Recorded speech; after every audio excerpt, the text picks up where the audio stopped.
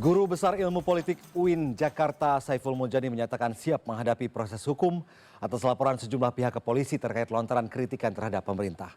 Sementara itu LSM MPSI dan Presidium Kebangsaan 08 melaporkan Saiful Mujani ke polisi karena video viral yang beredar di media sosial dianggap mengandung ajakan makar menjatuhkan Presiden Prabowo Subianto.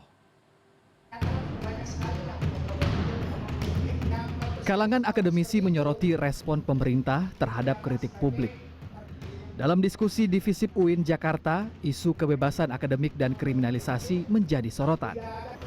Saat ditemui dalam diskusi bertajuk politik dan kebebasan akademik di kampus UIN Jakarta pada Kamis siang, Saiful Mujani menegaskan dirinya tidak takut dipolisikan atas kritikan yang dianggap ajakan makar oleh sejumlah pihak. Ia menilai kritik merupakan bagian dari demokrasi dan tidak seharusnya dihadapi dengan langkah hukum atau kriminalisasi. Dari diskusi bahwa sekarang ini udah pada tahap langkah-langkah yang membuat masyarakat takut. Nah, harapan saya adalah memperbesar ruang publik seperti ini untuk melawan ketakutan. Kita tidak takut. Intinya itu, kita tidak takut. Karena ketakutan itu yang betul-betul diinginkan oleh rezim yang tidak demokratis. Dan kita yang akan melawannya. Sementara itu, pengacara senior Profesor Todung Mulya Lubis menilai negara harus menjaga ruang kebebasan akademik. Kritik dari akademisi justru diperlukan untuk menjaga kualitas demokrasi. Saya kira semua seminar akan dituduh melakukan penghasutan kalau semua orang datang ke seminar. Ya kan? Semua orang bicara hal yang sama. Ya kan? Karena ini kan refleksi dari kecemasan, kegelisahan publik terhadap keadaan yang tidak baik-baik saja ini. Jadi ya semua akan dituduh menghasut nanti. Apakah pemerintah mau melakukan itu? Kan enggak. Sebelumnya, sekelompok orang mengatasnamakan Merah Pusaka Strategik Indonesia atau MPSI dan juga Presidium Kebangsaan 08 melaporkan Guru Besar Ilmu Politik UIN Syarif Hidayatullah Jakarta Saiful Mujani ke Bareskrim Polri terkait dugaan tindak pidana makar dan penghasutan. Laporan ini dilayangkan menyusul pernyataan Saiful Mujani yang dinilai mengarah pada provokasi publik untuk menjatuhkan pemerintahan yang sah. Langkah hukum ini diambil bukan untuk membatasi kebebasan berkomentar, namun diklaim menjaga agar demokrasi tetap berjalan sesuai koridor konstitusi. Fahru Rozi, Tangerang Selatan, Banten. Baru-baru ini publik diramaikan dengan pemberitaan akademisi dan pengamat dilaporkan ke polisi karena pernyataan kritiknya kepada pemerintah dinilai tidak berlandaskan akademik dan berpotensi membentuk opini anti pemerintah.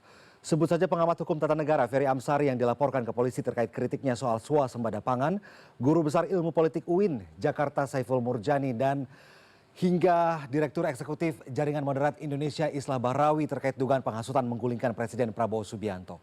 Kebebasan berpendapat termasuk menuangkan pikiran diatur dalam Undang-Undang Dasar 1945, tapi mengapa kasus pemidanan para pengamat dan akademisi ini bisa terjadi? Kita bahas bersama narasumber sudah bergabung Ketua Yayasan Lembaga Bantuan Hukum Indonesia Muhammad Isnur. Selamat malam Mas Isnur.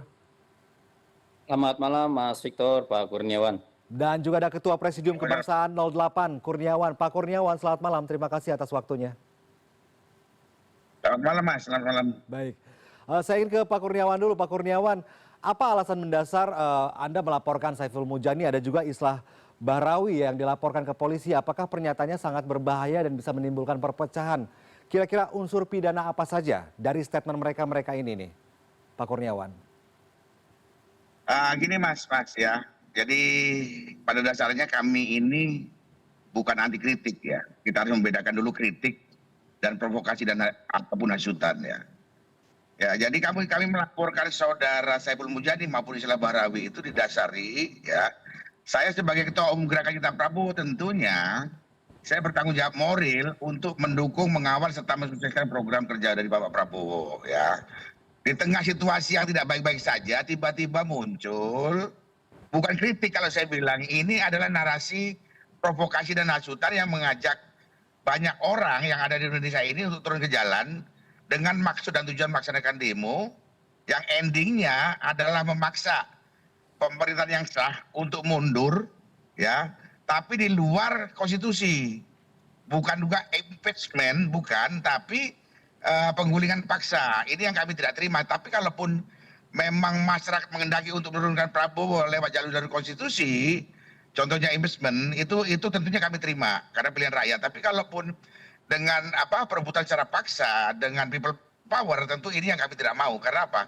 Dimanapun yang namanya kerusuhan pasti akan menimbulkan kerugian, kehancuran semua. Jadi tentunya kami tidak menginginkan itu semua. Dan kami ingin Indonesia menjadi baik-baik saja. Kalaupun memang akan mengganti presiden, ya, itu ada nanti waktunya tahun 2029, bukan di tengah jalan atau di tikungan seperti ini. Kecuali Pak Prabowo itu tidak bisa melaksanakan tugas sebagai presiden, silakan rakyat yang menentukan pilihan, bukan dengan provokasi seperti ini. Saya rasa itu ya. Oke. Bang Kurniawan, kalau Anda menyatakan Saiful Mujani ini mengajak makar gitu ya, semudah itukah seorang presiden bisa dilengsarkan, Bang? Hanya dengan statement seperti itu. Memang begini, ini belum terjadi apa perlu kita mengambil langkah-langkah itu setelah kejadian, ya.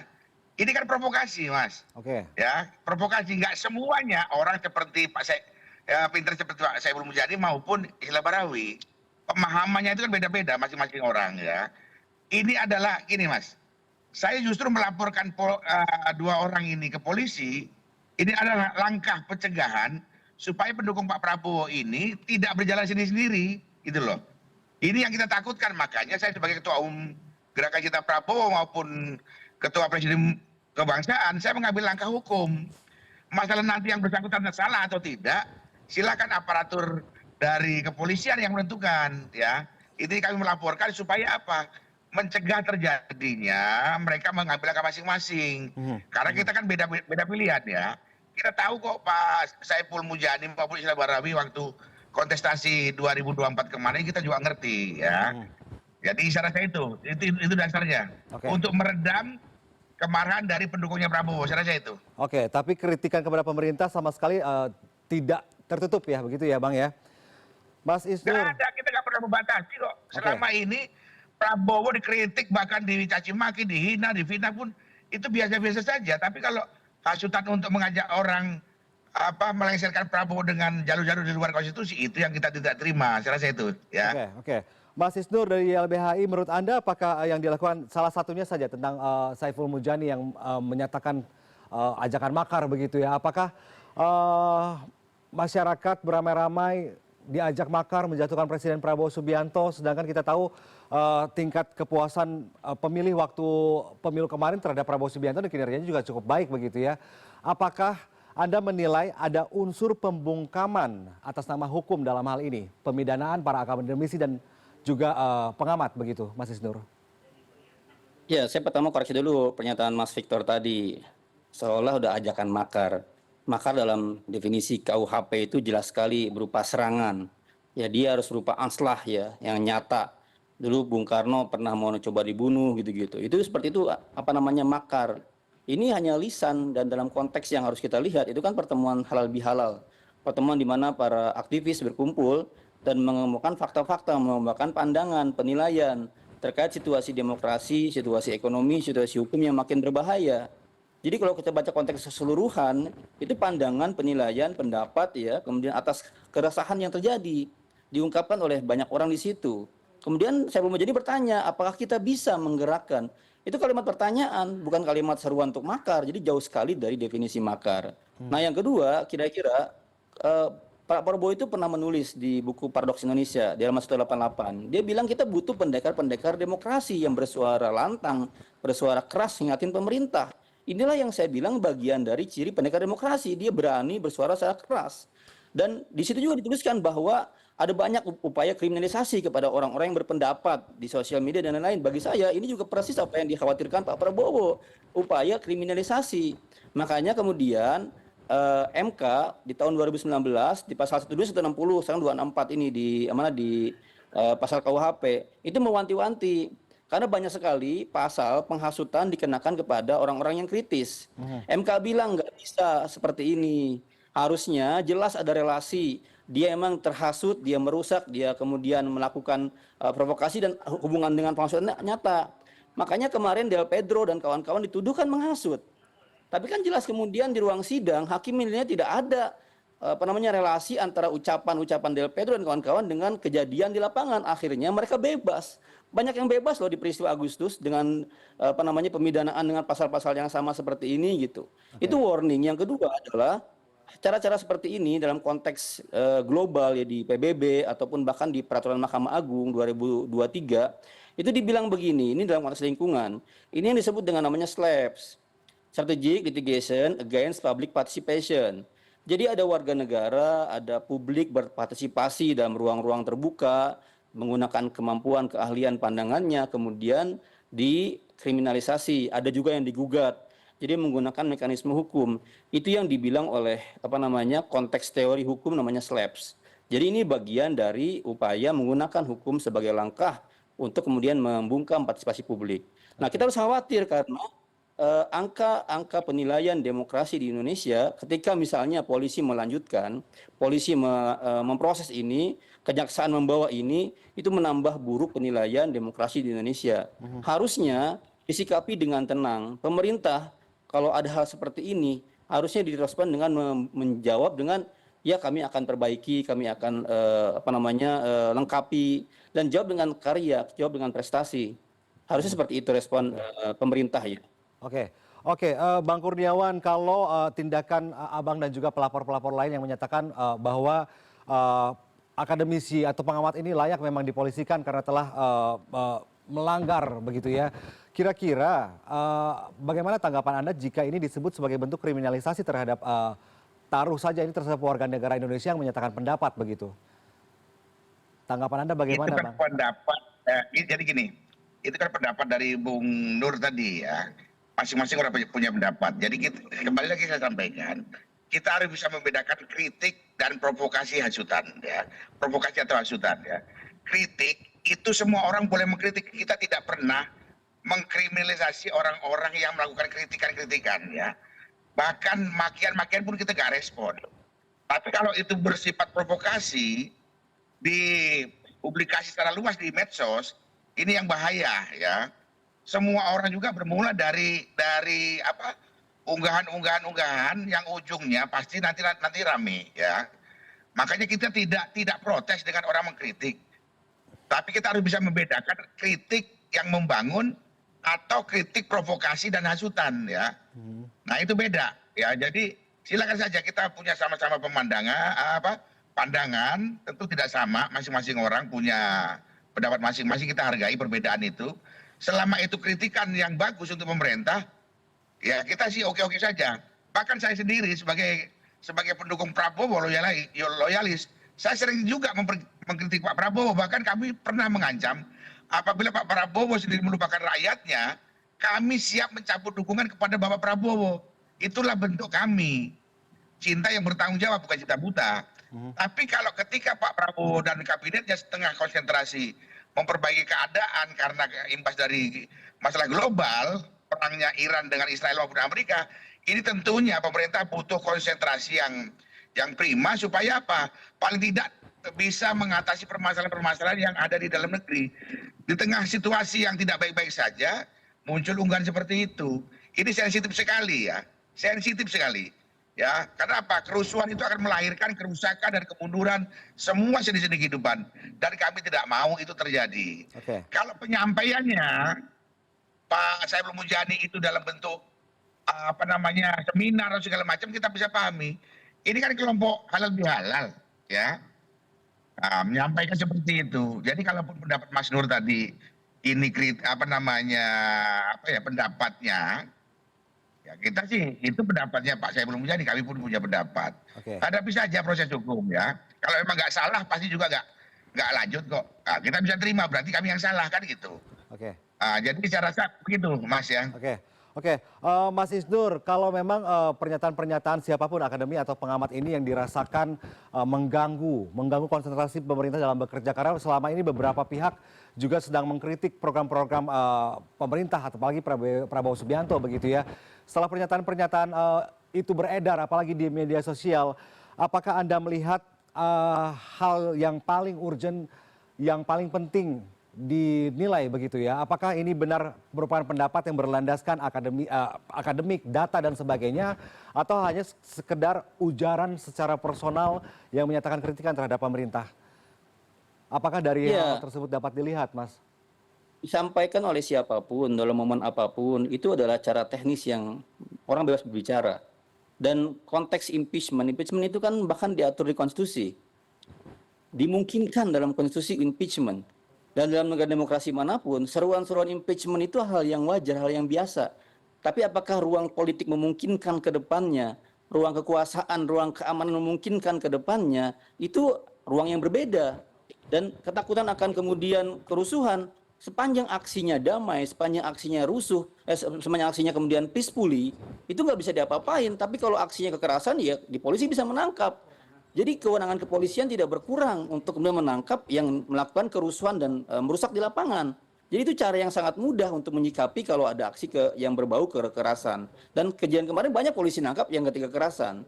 Jadi ini adalah sangat konstitusional dan dalam artian juga kita harus melihat ada upaya juga dalam artian di posisi kekuasaan.